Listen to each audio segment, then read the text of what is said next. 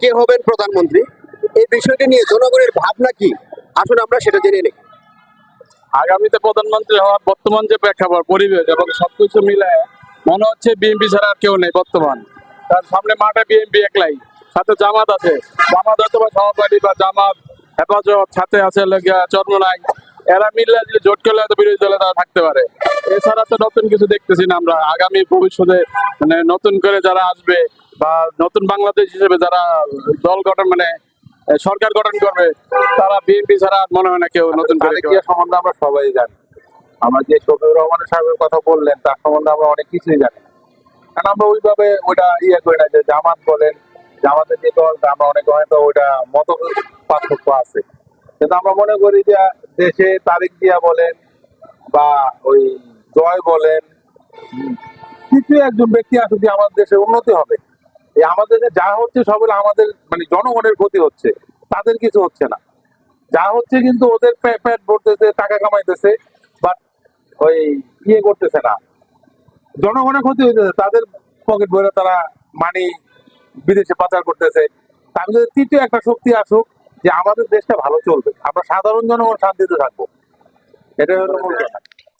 আগামীতে কে হবেন প্রধানমন্ত্রী, এ সম্পর্কে আপনার মতামত কি? আমার মতামত হচ্ছে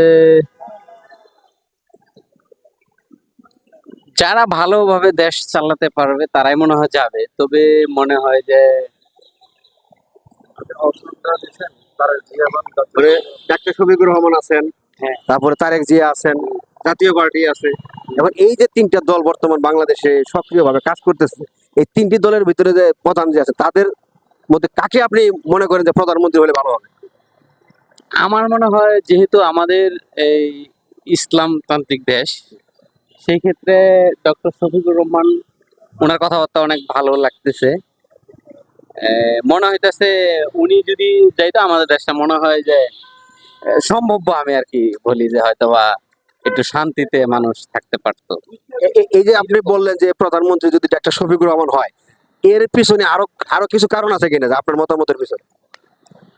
না, কারণ হচ্ছে যে আমরা তো এই দেখলাম যে কে কি চালাচ্ছে, আওয়ামী লীগ কেমন চালাচ্ছে, বিএনপি কেমন চালাইছে, এই জাতীয় পার্টি আমি দেখি নাই কেমন চলছে, বাট আমি আওয়ামী লীগ বিএনপি দুইটাই দেখছি। তো এখন হয়তো বা এরকম ওনার কথা এখন জামাত ইসলাম যেরকম কথাবার্তা বলতেছে, ওদের অনুযায়ী মনে হয় যে ভালো চালাবে এরকম আর কি। তারেক জিয়া, অবশ্যই তারেক জিয়া, তারুণ্যের প্রতীক তারেক জিয়া, স্বাধীনতার ঘোষক শহীদ প্রেসিডেন্ট জিয়া রহমানের সুযোগ্য সন্তান জনাব তারেক রহমান আগামী দিনের ভবিষ্যৎ প্রেসিডেন্ট হবে। জি, কারণ হলো জনপ্রিয়তা আছে, বাংলাদেশের দল হইতে একটা মানে বর্তমান বিএনপি, বাংলাদেশ ন্যাশনাল পার্টি। আগামী দিনে বাংলাদেশের প্রধানমন্ত্রী কে হতে পারে, এ সম্পর্কে আপনার মতামত কি? এর মধ্যে আছেন মনে করেন ডাক্তার শফিকুর রহমান জামাতের আমির, এবং বিএনপির তারেক রহমান আছেন। এই দুজনের মধ্যে কে হতে পারে আগামী দিনের প্রধানমন্ত্রী, এ সম্পর্কে আপনার ধারণাটা কি? আমার ধারণা সবচেয়ে ইসলাম বিধানে হলে সবচেয়ে ভালো হয় আর কি। তার মানে আপনি কাকে চাচ্ছেন, শফিকুর রহমান না তারেক জিয়া? শফিকুর রহমান হলে ভালো। কেন কেন চাচ্ছেন আপনি ডাক্তার শফিকুর রহমান? ইসলামী শাসন চলবে, ইসলামী কায়দায় চলবে। তারেক রহমান না অন্য কেউ? তারেক রহমান সাথে আপনি কাকে চান? তারেক রহমানকে চাই। তারেক রহমান। কেন চান? তারেক রহমান আমাদের গর্ব, দেশের দেশপ্রেমিক, এবং কি তার বাবা দেশের স্বাধীনতার অনেক মুক্তিযোদ্ধার সাথে চেতনায় ছিল, এবং কি দেশে যত উন্নয়ন জিয়া রহমান সাহেব করেছে। জামাতের ডাক্তার শফিকুর রহমান, আপনি এই দুজনের মধ্যে বা আরো যদি আপনার মনে থাকে কে হতে পারে আগামী প্রধানমন্ত্রী? এখন তো আমরা বিএনপি দেখলাম, জাতীয় করে দেখলাম, তারপর আপনার আওয়ামী লীগ দেখলাম, সবাই দেখলাম, একবার জামাত দিয়ে দেখি না কেমন হয়।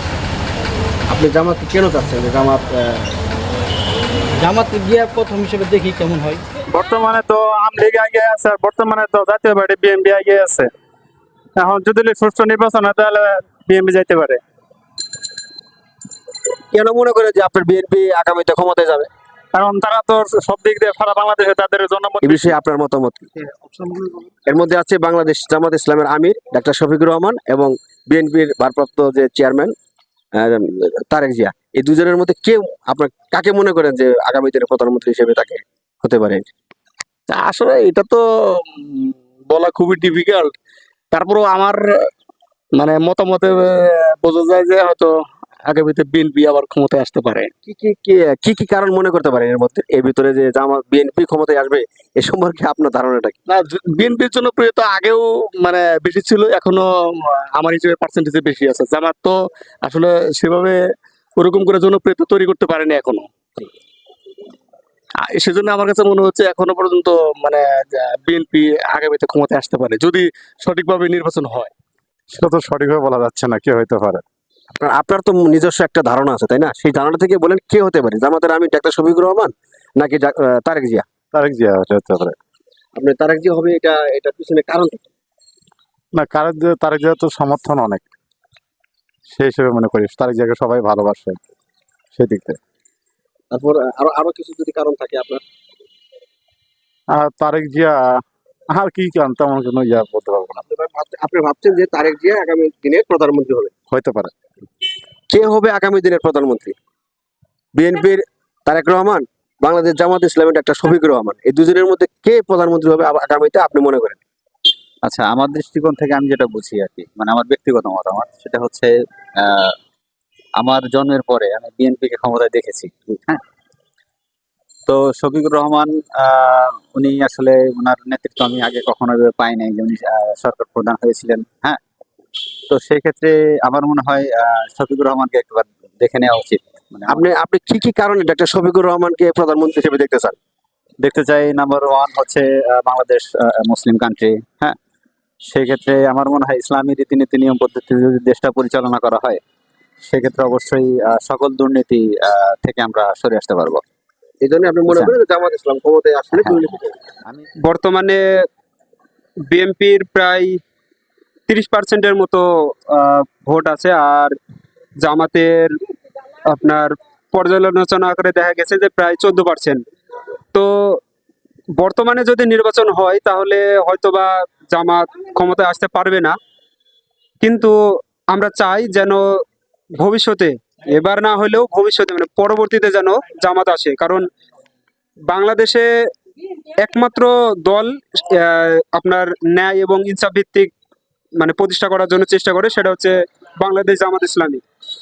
আমরা মনে প্রাণে চাই যেন বাংলাদেশ জামাত ইসলামী এবার না হোক, পরের বার যেন ক্ষমতায় আসে।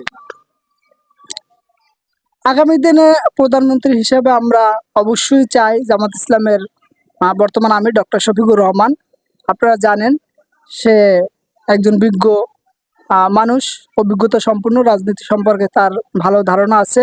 আর বিএনপির যে চেয়ারম্যান তারেক জিয়া, তারও আছে, কিন্তু তার থাকলেও সে বাপদাদার থেকে পেয়ে আসছে।